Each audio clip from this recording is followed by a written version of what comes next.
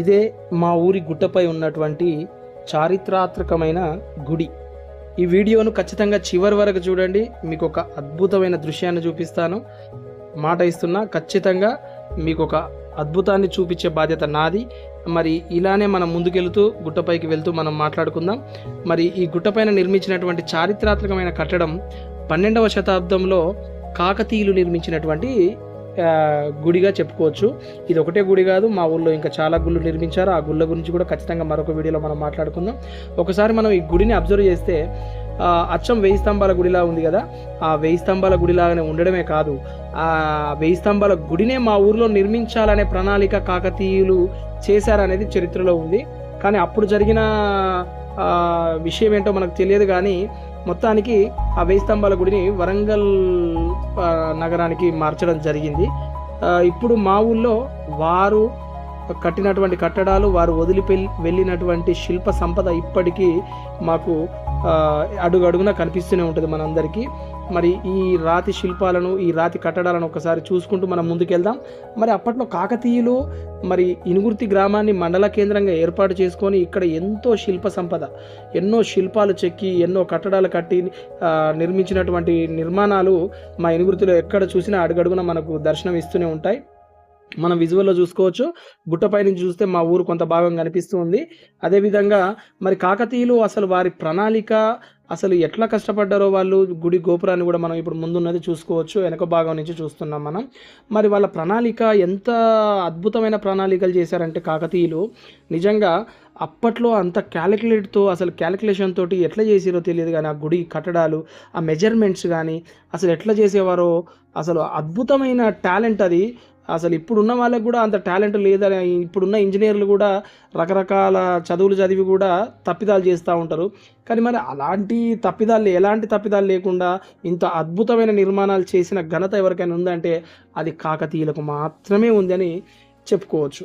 అదేవిధంగా ఈ గుడి ముందు నుంచి కొంచెం మనం ముందుకు వెళ్తే మీకు ఇంకొక అద్భుతమైన దృశ్యాన్ని మీకు ఖచ్చితంగా చూపిస్తాను.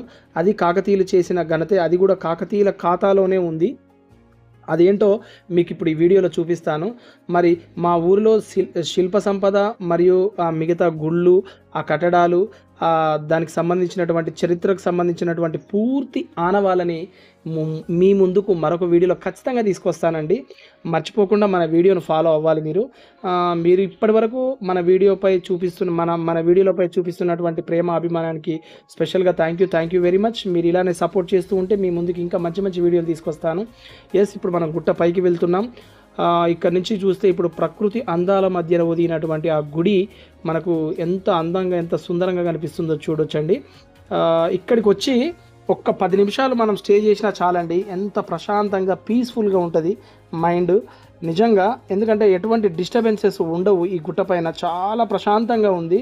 నేను కూడా రాక చాలా రోజులు అవుతుంది. ఇప్పుడు మీకు చూపిస్తున్నాను. ఇదే మా ఊరి గుంటి చెరువు అండి. ఈ గుంటి చెరువుకు కూడా ఒక చరిత్ర ఉంది. మా ఊళ్ళో ప్రతి చెట్టుకు కూడా చరిత్ర ఉంటుందండి. ఈ గుంటి చెరువు కూడా ఒక చరిత్ర ఉంది. ఈ గుంటి చెరువు నుండి సొరంగ మార్గం భద్రకాళి చెరువు, వరంగల్ భద్రకాళి చెరువుకు కూడా సొరంగ మార్గం ఉంది అనేది చరిత్రలో ఉంది. మా పెద్దవాళ్ళు కూడా మాకు చెప్పేవాళ్ళు. ఇక్కడ ఈ గుంటి చెరువులో నిమ్మకాయ వేస్తే భద్రకాళి చెరువులో తేలేది అనేది చరిత్రలో మనకు చెబుతుంది. అంటే అంత స్వరంగ మార్గాన్ని ఇక్కడి నుంచి అక్కడికి ఒక 60 కిలోమీటర్ల స్వరంగ మార్గాన్ని ఏర్పాటు చేసుకున్నారంటే ఒక్కసారి మనం ఆలోచించవచ్చు కాకతీయుల ప్రణాళిక ఎంత గొప్పది అని. అదేవిధంగా ఈ చెరువే మాకు పూర్తి జీవన ఆధారం అండి. అది పెద్ద చెరువు. ఇలాంటి చెరువులు ఇంకా 4 ఉన్నాయి. గొలుసుకట్టు చెరువులు నిర్మించారు కాకతీయులు. ఆ చెరువుల గురించి కూడా ఖచ్చితంగా మీకు నేను వివరిస్తాను. అదేవిధంగా ఈ గుడి కట్టడమే కావచ్చు, ఈ గుడికి సంబంధించినటువంటి చరిత్ర కావచ్చు, ఈ చెరువుకు సంబంధించినటువంటి చరిత్ర కావచ్చు. అక్కడ మీరు మధ్యలో ఒకసారి చూడొచ్చు, ఆ రాతితో కట్టినటువంటి ఒక కట్టడం కనిపిస్తుంది మీకు. ఆ కట్టడమే మరి దాన్ని ఏమని పిలుస్తారు అనేసి అంటే మా ఊర్లో భోగందాని ఉయ్యాలగా చెప్పుకుంటారు దాన్ని. ఆ భోగందాని ఉయ్యాల అంటే అప్పుడు అక్కడ నృత్యాలు చేసేవాళ్ళు, అక్కడ సభలు ఏర్పాటు చేసుకునే వాళ్ళు కాకతీయ మహారాజులు అని మా పెద్దవాళ్ళు చెప్పేవాళ్ళు మాకు. ఆ చరిత్రలో అది ఉంది ఇప్పటికి కూడా. మరి ఎక్కువ నీటితో మాత్రం అది వర్షాకాలంలో మునిగిపోయే అవకాశం ఉంది ఇప్పుడు. మరి అప్పుడు అది అక్కడ దాన్ని ఎలా వాడుకునేవారో మనకైతే పూర్తిగా దాని మీద అవగాహన లేదు. అక్కడ ఉయ్యాల ఉండేది అని మాత్రం మన పెద్దవాళ్ళు చెప్తుంటే విన్నాం మనం. అదేవిధంగా మన వీడియోలో ఇంకా మంచి మంచి విషయాలను తీసుకురావాలంటే మీ లవ్ అండ్ సపోర్ట్ నాకు ఎంతో అవసరం అండి. అదేవిధంగా ఈ చరిత్రని మీకు తెలిసి ఉంటే ఖచ్చితంగా మీరు కామెంట్ ద్వారా నాకు తెలియచేయండి.